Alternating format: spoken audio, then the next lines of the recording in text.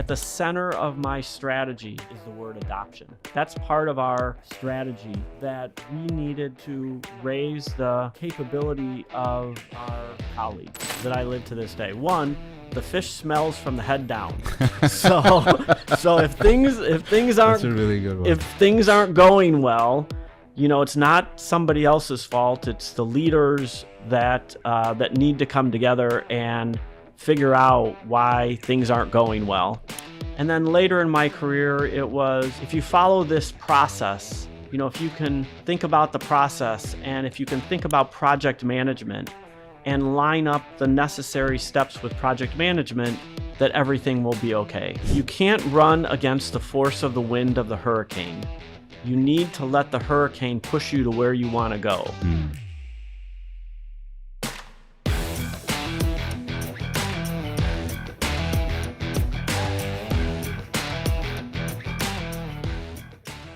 All right.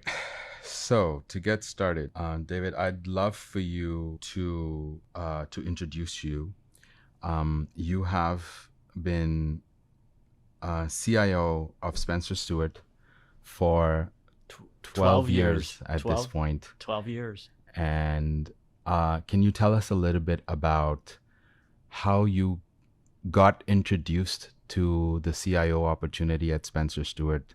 And can you tell me a little bit about that story for the audience? Sure. So, like many other people that have worked at Spencer Stuart, I was part of a Spencer Stuart search. I had recently left my previous job. I was part of a search, which I didn't get. I didn't get the opportunity. And a day after I was told that somebody else had gotten the job, the search consultant, Rich Brennan, called me the next day and said, "David, I've got an idea for you. Have you ever considered working for Spencer Stuart?" I said, "Well, Rich, as a matter of fact, no, but tell me more." Right. And then I got hooked, and here I am 12 years later. Yeah. What was it about that interview process that made you feel that this is the right opportunity for you? So every person that I met to a T was someone that I was impressed by. And the opportunity really played to my strengths. When I joined the firm, we were in the midst of replacing our core technology. And it was frankly a project that had not gone well. Mm-hmm. And I was brought in to make it better. And frankly, my reputation before coming to Spencer Stuart was somebody that helped turn around projects. And so it aligned pretty well with my skill set and what my aspirations were. My broad career, would that be helpful? Yeah, that's great. Yeah. So I started my career at what was then Arthur Andersen, and was at Arthur Andersen for 19 years. You were a consultant there. I was a consultant. I served financial services clients. Okay. And then from there, I wanted to get off the road and went to work for a real estate investment trust. It's called Equity Office at the time. It was one of Sam Zell's companies. Mm-hmm. And then from that company got bought out by Blackstone.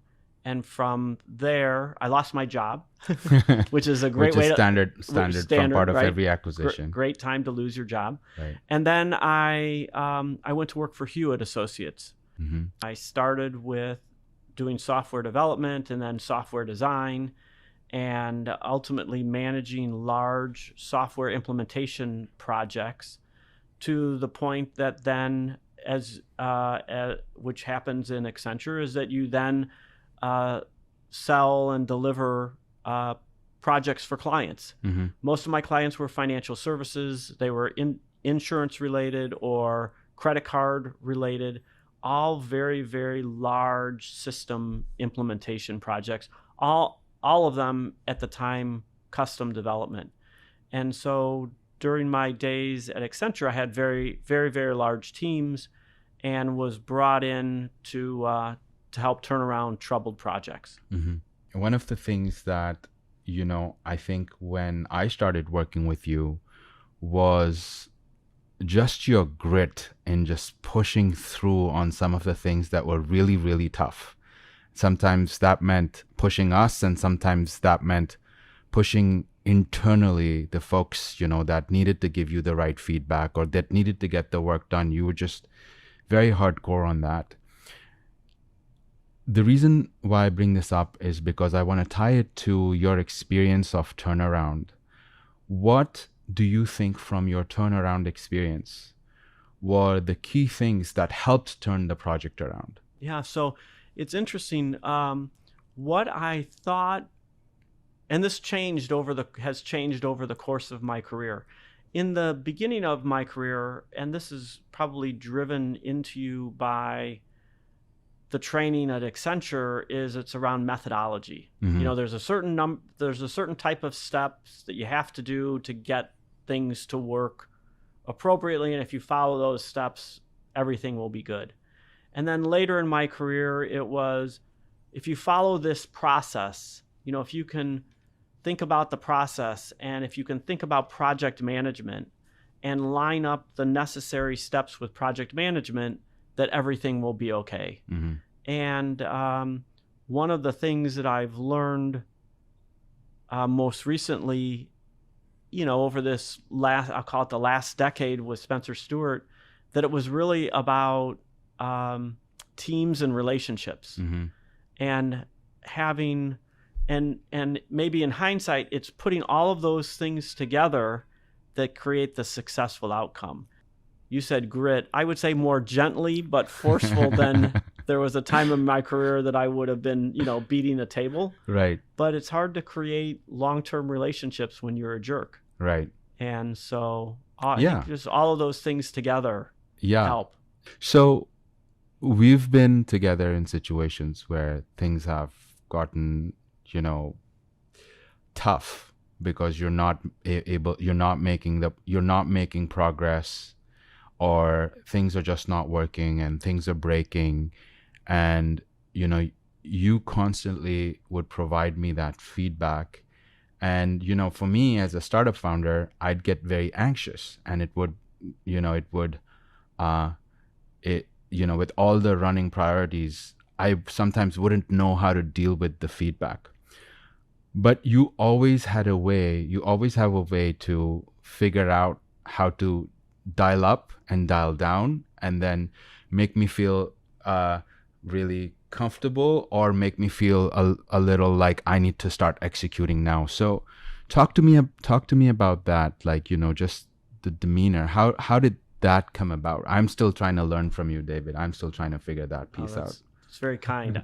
I don't know how. Maybe I guess I've learned it along the way somehow. I had a mentor. His name is Mario Alberico, and Mario, he taught me a couple of things that are that I live to this day. One, the fish smells from the head down. So if things aren't, that's a really good one. If things aren't going well, it's not somebody else's fault. It's the leaders that need to come together and figure out why things aren't going well. And the other thing that he taught me was, I can hear his voice, David, business is a conversation. Mm-hmm. And so to the degree that you can create a human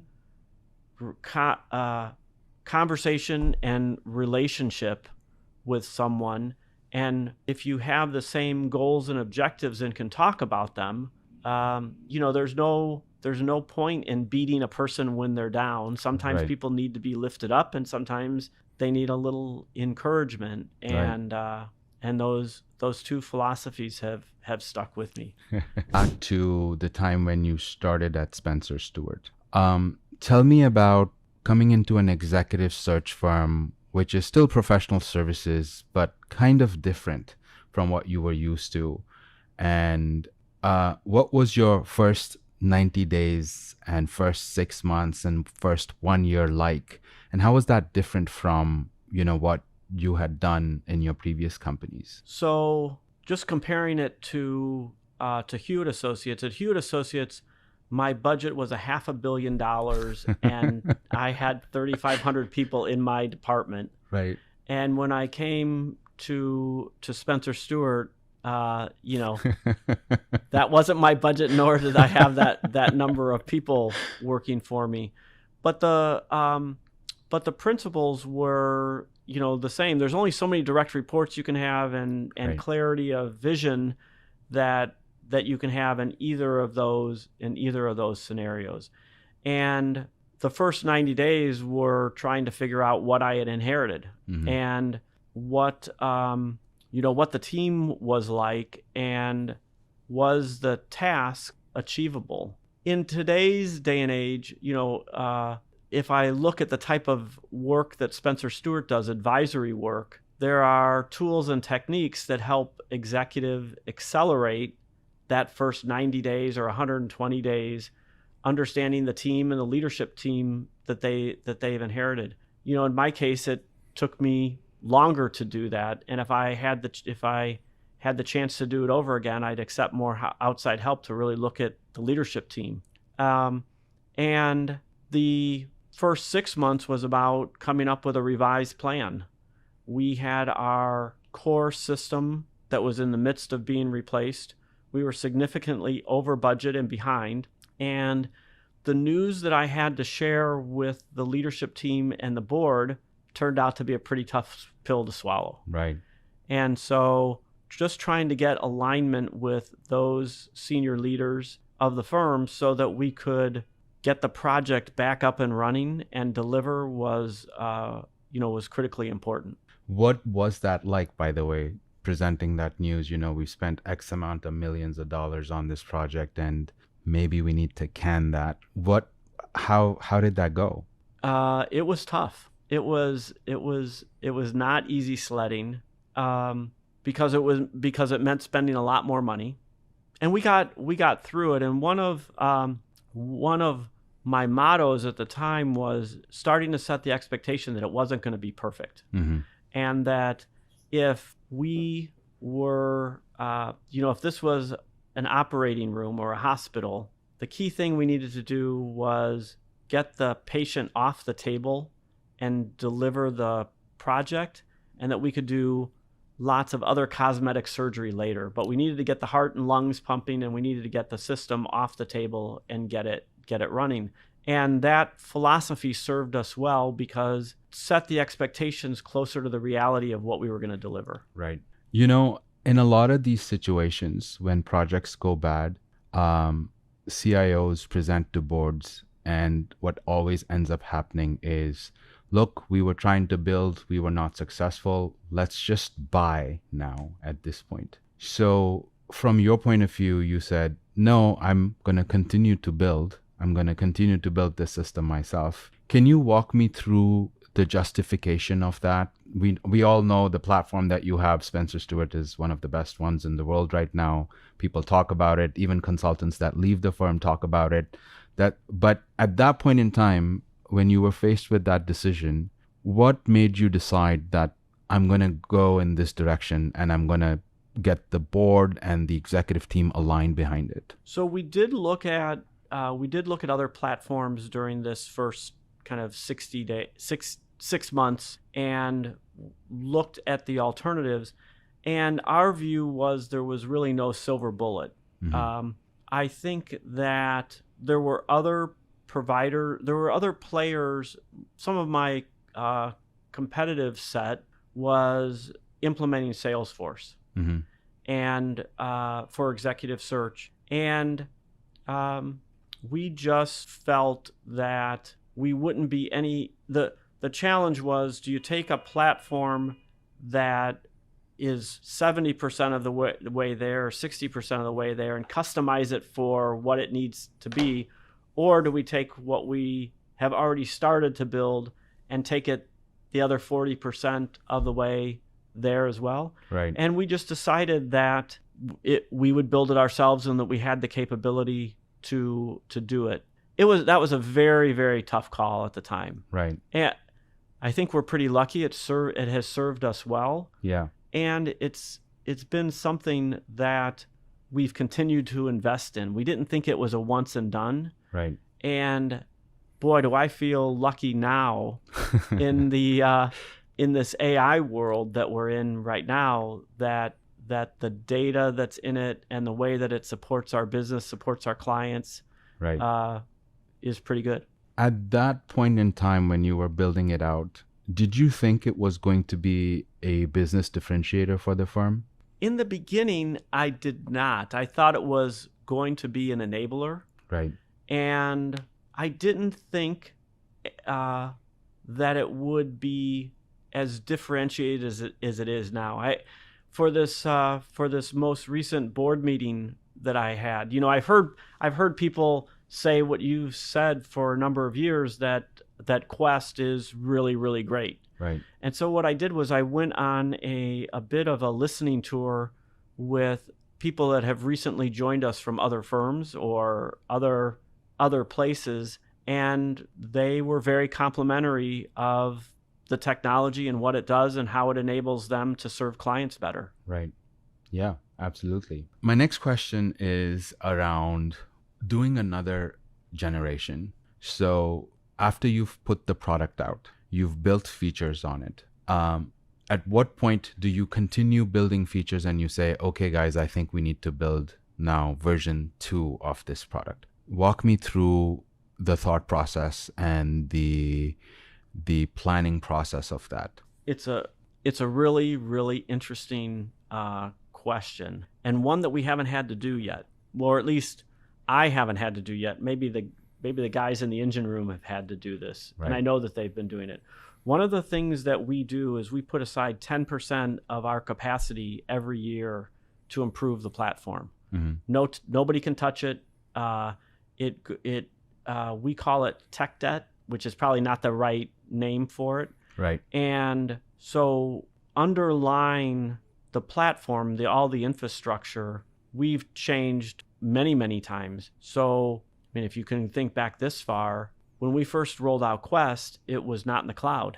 Right. It was in a data. Wow. It was in a data center.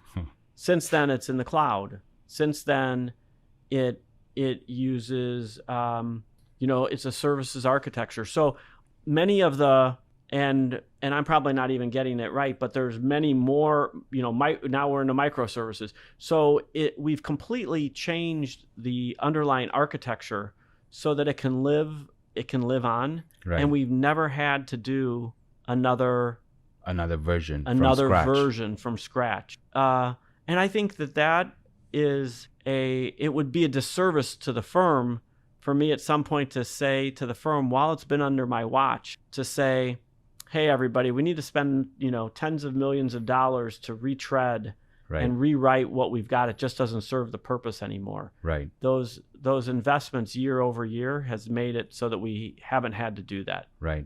Yeah, and it's doing really well. You've kept up with all the feature sets and the requirements, and getting it up to speed and keeping up with all the new developments. So I guess, did you have to really, really put in a lot of thought in the initial architecture? Like, for 12 years, it's served you well. It's still number one. A lot of people claim it's number one in the industry for executive search. So did you do a lot of planning when you first put it out in terms of architecture? The architecture was pretty well set by the time, that was one of the things that we didn't have to redo when I got there. Maybe there's a little bit of work to be done, but the architecture has served us really well. But the team that I have that's constantly re-architecting and improving the architecture, it's just a tribute to them, what they've been able to accomplish. Yeah, absolutely. So I want to shift gears a little bit and talk about us, Spencer Stuart and QLU. This October marks the 4-year anniversary of when we started working together. So No way.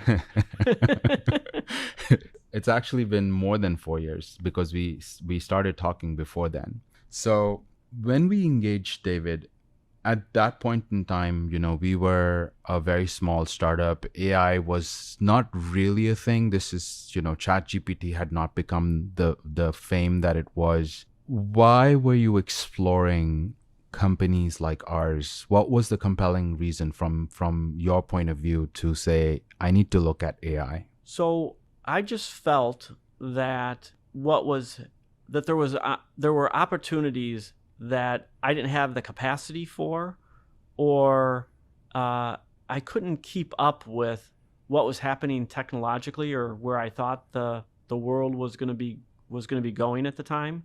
And so we were exploring other opportunities. Mm-hmm. If you remember, at that time, there were huge investments being made in Silicon Valley in startups and with specifically in the HR space. Right. I remember looking up statistics at one point that there were like 90 deals going on in the HR investment community. Right. And we just felt that we needed to look to see what was out there. And there were a number of problems that I didn't think that we could solve on our own. And one of them is about data and information and how quickly we can find what we're looking for. Right. I'm a believer that some of the capability that we're creating together should be industry standard. Right. That it's going to be table stakes for our industry and other industries. And I wanted to be in a position to shape that capability. Right. I didn't feel like it should only be my own. Yeah. But I felt that we could shape that, and if we found the right provider, that we could create an agenda together. Yeah, absolutely. So during that time, when you looked at us, we were a really small, scrappy startup. You mean you're not now? I mean, we were really small, scrappy back then. Yep. And I remember we had a demo. I flew out to Seattle. Yep. You, me, and one of the partners of the firm. And I showed you the demo. And during the demo, you interrupted me and you said, Fahad, this is not going to work. Do you remember that? I do remember that. And what did I say, Fahad? I believe I said it's going to be too hard for our people to use. Exactly. You said exactly that. You said no one's going to use this. So from saying that to then going on to becoming an investor and also adopting the technology, and it's 4 years later, what made you still move forward with wanting to work with a startup like ours? Well, because for a variety of reasons. One was there were nuggets of gold in what I saw, right. And it was too complex for your average everyday professional, and for a long time it was that. I mean, we've been through the ringer together, trying to simplify how it works and make it as effective as possible. But there were nuggets of gold, and I thought that if we could share with you our knowledge of how the business really works, right, that you and the people we worked with had an open enough mind to combine your great technology with how the industry works and what people are looking for, that I thought it would be a good combination. And frankly, at the time when we shared this with the board, we said that we wanted to be on the forefront of technology and learn. And so if we never deployed this to the firm, it would be worth the investment to learn how this AI thing really works. Yeah, and since then we've had so much happen in AI, right? Tell me a little bit about how you communicate within the organization with all this news that's happening in AI, with all the investment that's going into AI. Do your people call you in the middle of the night feeling nervous? Is like, how's this going to affect my work? Can you tell me a little bit about that? Well, there have been a number of phases as the AI, train left the station. So, in the beginning, when ChatGPT first came out, we had lots of people experimenting with ChatGPT, just trying to get our arms around what that was like and how to have the firm think about it. We were kind of in this basic stage, and while we were working with you, we put up a private instance of ChatGPT. And that was the beginning of trying to protect the firm and having the firm learn to operate in an AI world. Right. We had the same problems that I shared with you, which is that our people struggled with it. And so Right. what we kind of the next thing we did was we started to build it into our applications. Right. You know, a simple example is we built into Quest a prompt, is this person willing to relocate? And you press a button and the prompt runs in the background and it gives you the output. Right. And so, and there's some other, there's some other phases I could go into, later, but the firm actually saw us taking concrete steps Mm-hmm. to adopt and to provide AI for the firm. And so I didn't really feel this terrible pressure. I felt like that was my job. I needed Right. to provide AI to the firm, and we were trying to do it as fast as we could. So, currently what's happening is a lot of CIOs are going through AI transformation headaches. And part of their job is deploying technology, learning about the technology, deploying technology, and then getting people to learn it and then adopt it. Can you walk me through what you're facing on your end? Yeah. So this is a great topic. So if you look at my strategy, at the center of my strategy, actually in the picture of my strategy is the word adoption. That's part of our strategy that we needed to raise the capability of our colleagues. Mm-hmm. And so we actually created a program that we call Back to the Future. And Back to the Future was intended, or is intended, to help build the technology competency of everyone in the firm so that when the next AI thing comes out, they have the competencies to use it. And so we on a quarterly basis, we basically inundate the firm on a topic. Mm-hmm. And the first topic we started with was prompting. And I think back was that a year or so or 2 years ago, Yeah. that people didn't know how to prompt a system.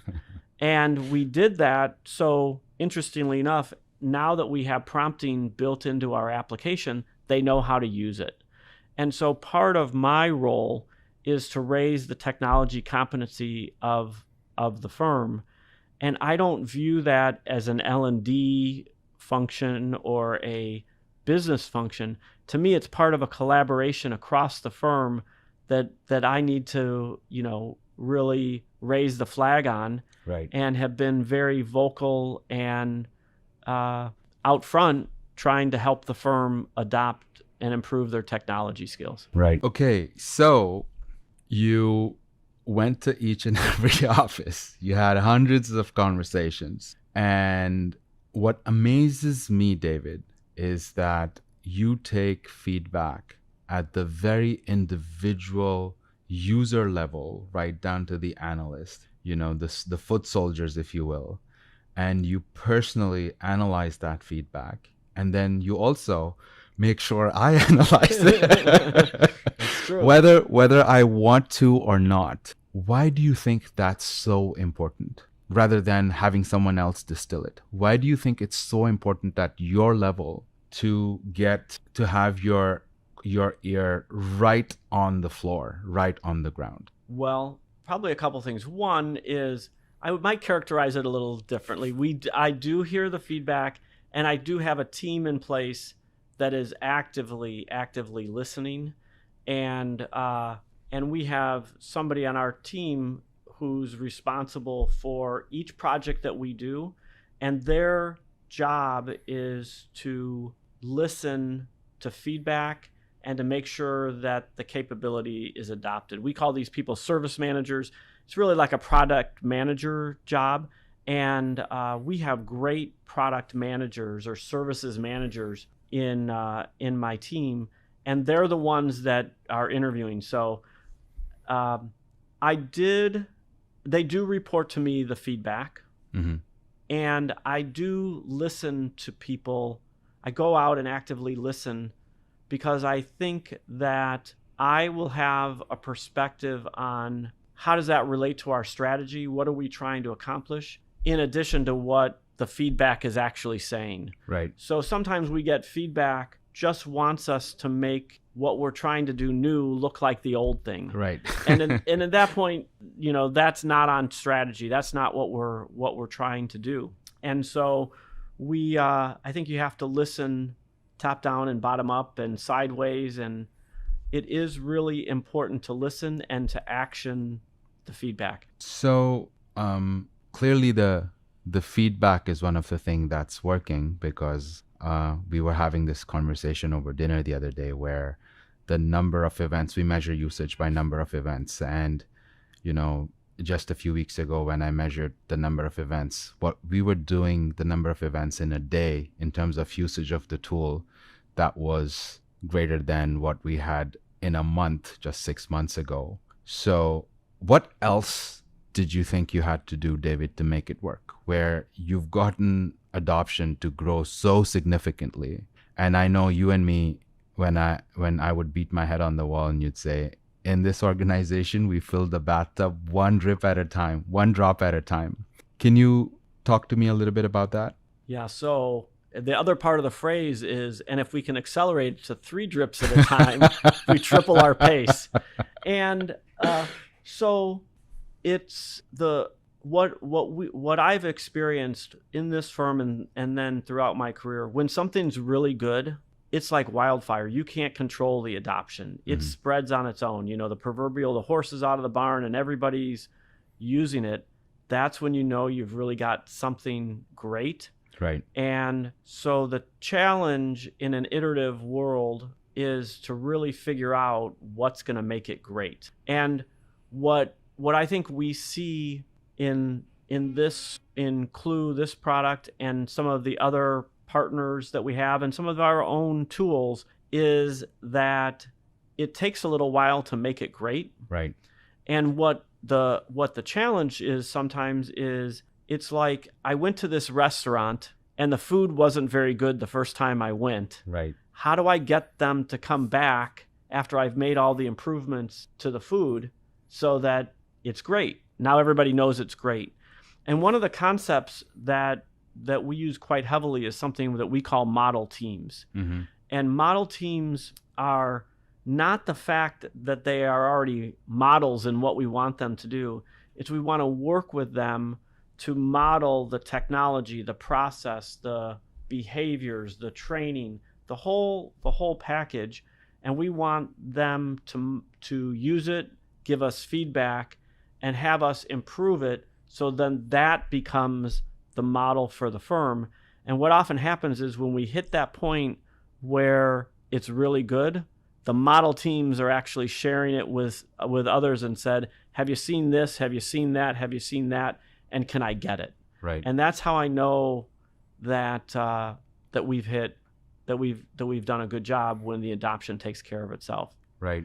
So I don't know if it was just this time around or you've always done this, but it looks like you've also tried to make AI fun with your avatar. Can you talk to us a little bit about that? Yeah. So there's a David Baruch avatar, and I went to a recording studio to get the avatar made. There's a software vendor that we use called Synthesia. Right.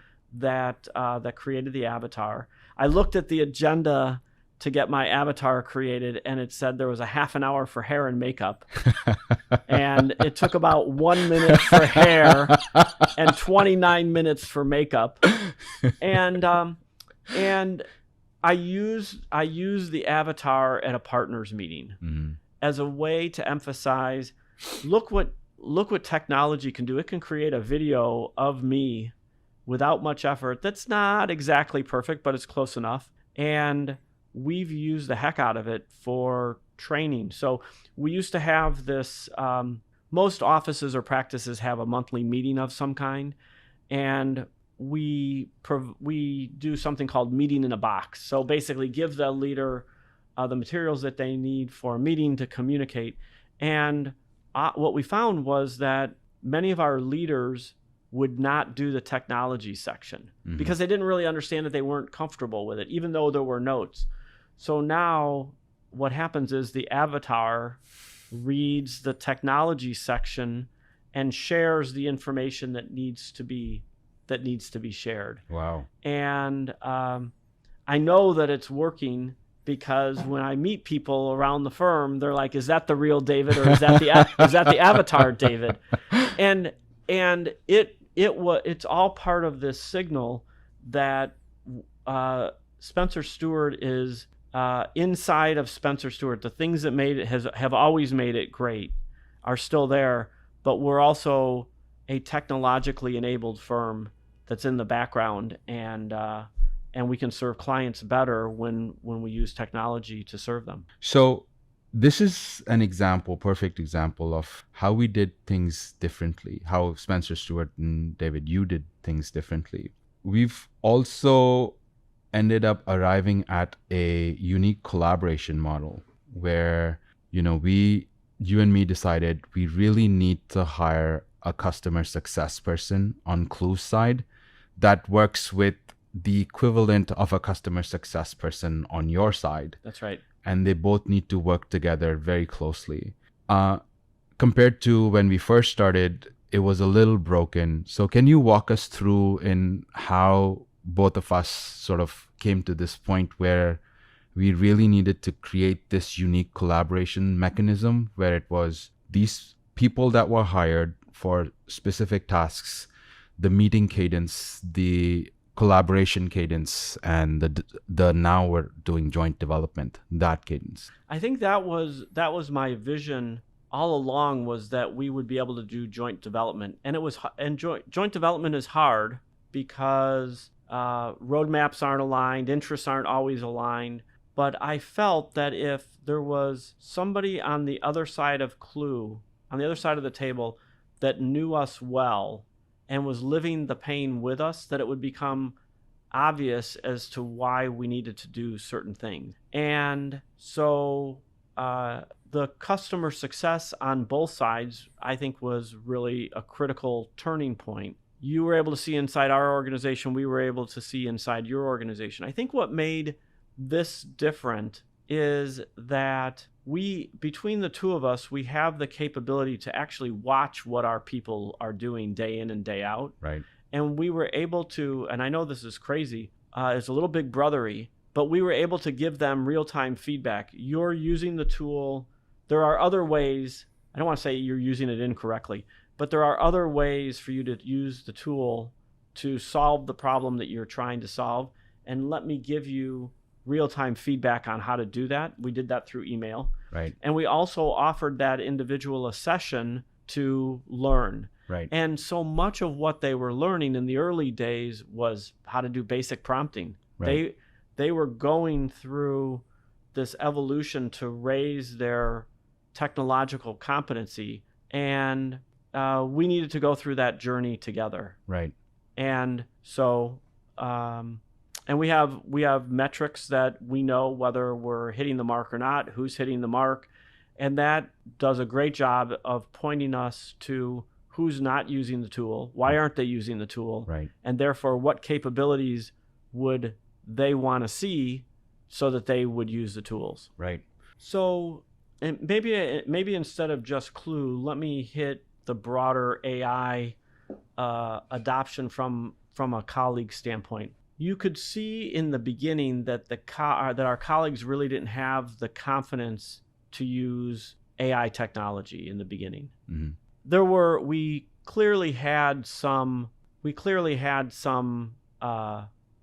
adopters, and those people were invaluable to us as Right. we've developed our technology and helped you with yours. Somewhere along the way, something clicked for our colleagues that they started to invest more of their time in becoming technologically proficient. Mm-hmm. And I can't tell you exactly when it is, but I can definitely feel a shift in our colleagues, how they're adopting technology, the amount of time and energy they're willing to put into it, and an understanding that it's not perfect. You know, if you think about the early days of hallucination of tech, well, it still does that, but the tech keeps getting better, and our colleagues recognize when it's happening. And so this test and learn is now really taken hold in the firm in new ways, and I see them much more confident